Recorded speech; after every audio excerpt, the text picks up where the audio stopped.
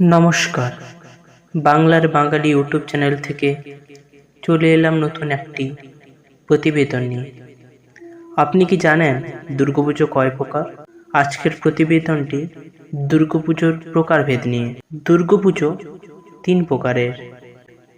এক হচ্ছে ব্যক্তিগত পুজো, 2 হচ্ছে বারোয়ারি পুজো, 3 হচ্ছে সার্বজনীন পুজো। আমরা অনেকেই বারোয়ারি পুজো এবং সার্বজনীন পুজোকে এক ভেবে নিই, কিন্তু এই দুটি কিন্তু পৃথক। এর ইতিহাস জানতে গেলে বিশেষত বাংলায় কলকাতার দুর্গাপুজোর সম্পর্কে জানতে হয়। আগেকার সময় কলকাতায় বর্তমান সময়ের মতো এত পুজো হতো না।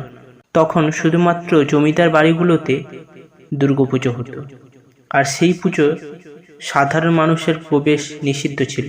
এর কারণে কলকাতায় 12 জন বন্ধু মিলে, যেখান থেকে বারোয়ারি শব্দটা এসছে, কারণ 12 ইয়ার বা 12 জন বন্ধু মিলে পুজোটা করেছিল।